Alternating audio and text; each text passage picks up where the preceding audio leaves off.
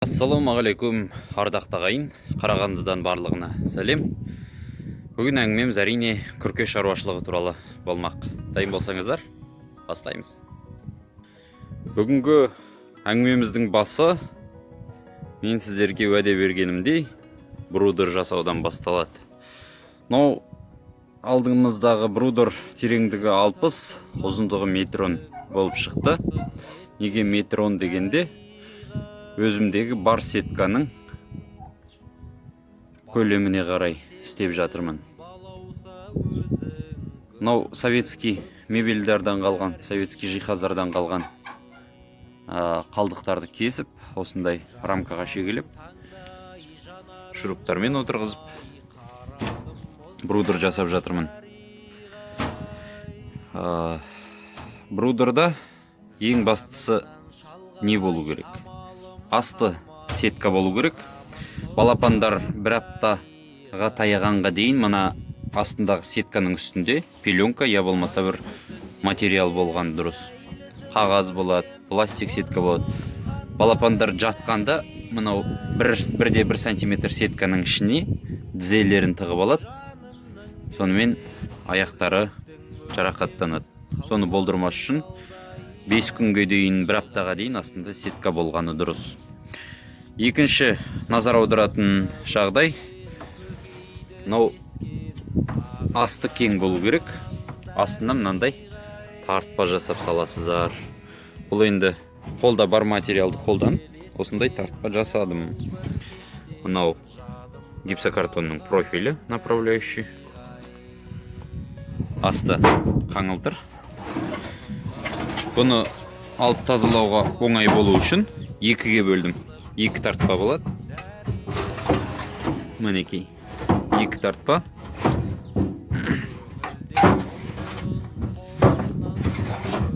Осындай 2 тартпа. Келесі кезек кормушкасы. Балапандар, тауық балапаны 1 айға дейін, үндіктің балапаны 3 аптаға дейін мына жерден шығып кетпейді. Бірақ бастарын өткізіп, жем жей алатындай кормушка. Бұның беті әрине әлі бұлай жабылады. Қақпағы болады. Суық кірмейтіндей. Келесі кезекте есіктері. Үйде жатқан ескі мебельдердің қалдықтарынан мынандай есік жасадым. Мынау үйде қалған пластик терезенің топсасы. Өте ыңғайлы болады екен. Мінекей. Осылай ашылады. Бір жағын бұлай кесіп қалдырдым.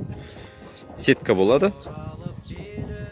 Ішіне таза ауа кіріп, ауасы алмасып тұрады. Мінекей асты тура сондай сетка. Тағы назар аударатын, бұл брудердің ішіне қойылатын терморегулятор. Одан кейін лампалары әлі салынған жоқ, қыздырғыш элементтері.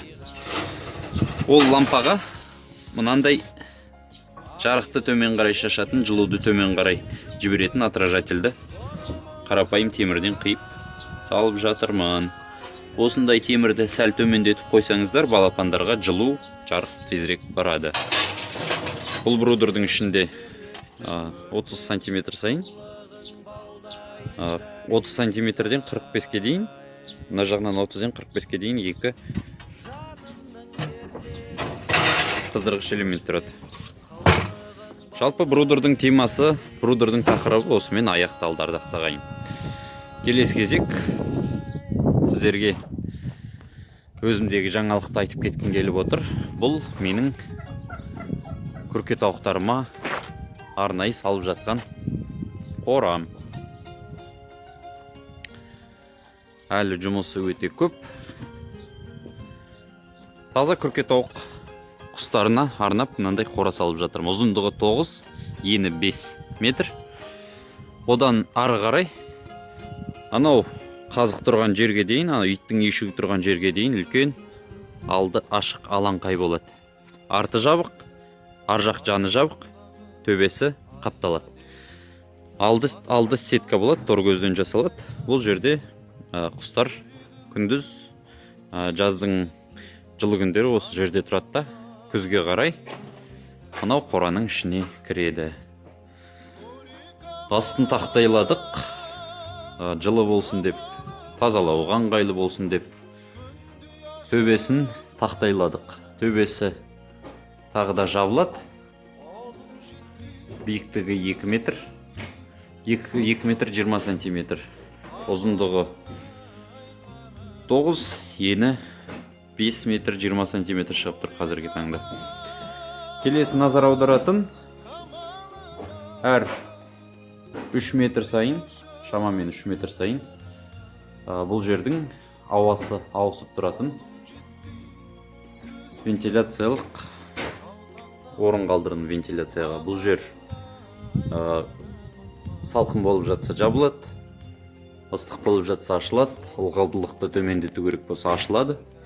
Және де қораның алдыңғы жағында мынандай трубалар тастап кеттім. Бұл жерге қажет болса вентилятор орнатылады. Алда әлі атқарылатын жұмыс көп. Бұл жердің жарығын, розеткаларын қою керек, терезелерін орнату керек, төбесін салу керек.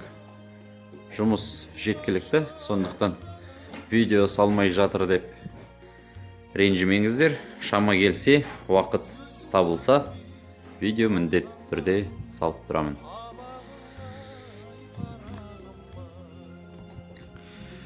Және айта кететінім, қораның төбесін мықты қылдырып істеп жатырмын. Стропилаларды, төбені бөлетін тақтайларды жиі салып.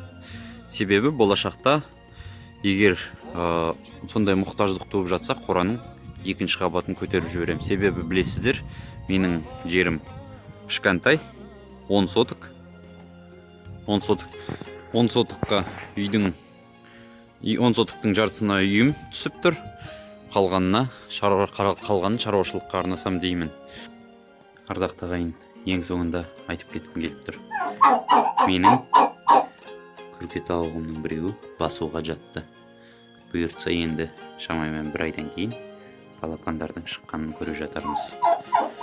Жалпы ардақты ағайын, әр қазақ білсін деп, қазақ бауырлар білсін деп, көрсін деп салып жатқан видеоларымыздың легі осындай болды.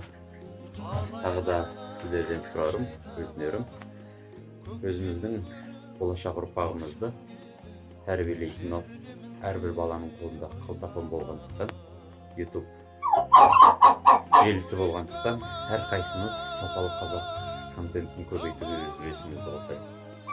Өз ұрпағымызды өзіміз тәрбиелейік ағайын. Еліміздің ертеңі тыныш болсын десек, еліміз аман, жұртымыз тыныш болсын десек, ел болам десең, бесігіңді түзе деген қазақтың текке айтпаған сөзі бар. Сондықтан ұрпағымызды дұрыс тәрбиелеуге өз үлесімізді қосайық. Еліміз аман, жұртымыз тыныш болсын. Қош, сау болыңыздар.